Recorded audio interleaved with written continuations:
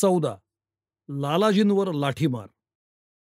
देशवीर लाला लजपतरायांना शस्त्रसन्यस्त स्थितीत गाठून हीन दीन दुबळ्या अशा स्वदेश बांधवांच्या दुःखाचा परिहार करण्याचा यत्न केल्याच्या पापासाठी इंग्रजांच्या उन्मत्त लाठ्यांनी घायाळ केले. परंतु लालाजींस मारहाण करूनच ते थांबले असते तर त्यांच्या ख्रिस्ती धर्माच्या पुस्तकातील वाक्यांचे अर्धेच अनुसरण झाले असते.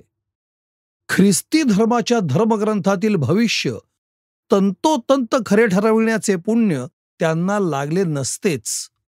जे प्रॉफिट्स ऑफ ओल्ड बोलले ते खरे व्हावे, शुड कम टू पास. म्हणून लालाजींना मारहाण केल्यानंतर इंग्रजांनी एक कमिटी नेमली. आपण कोणीच अशी मारहाण केली नाही असे म्हणत ते लालाजींस विचारू लागले, तुम्हास कोणी मारले ते तुम्हीच सांगा पाहू. बघू बरं, तुम्ही ओळखता का? पाहू खरे तुम्हाला तेवढी तरी बुद्धी आणि धैर्य आहे की नाही. For all this came to pass as foretold. कारण हे सर्व त्यांच्या धर्मपुस्तकात बायबलात ग्रंथित केले असेच घडून आले. त्या ख्रिस्ती अधिकाऱ्यांचा बायबलवर विश्वास होता.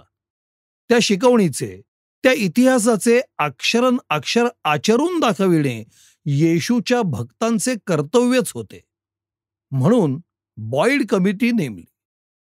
कारण बायबलात त्यांच्या या कृत्याचे जे भविष्य आधीच तंतोतंत वर्तविलेले आहे त्यात स्पष्टच म्हटले आहे की Then they spat at him in his face and did buffet him. They smote him in the face with the palms of their hands and jeeringly asked, Prophesy unto us, O Christ, who of us smote thee?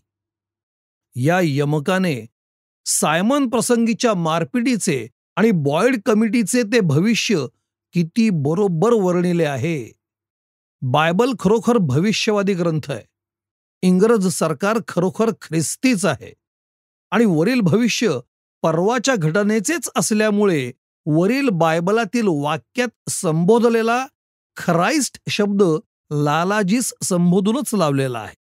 कारण boiled कमिटीने त्याच वाक्यात विचारले आहे, prophecy unto us O लालाजी, who of us smote thee. दिनांक 20 डिसेंबर 1928.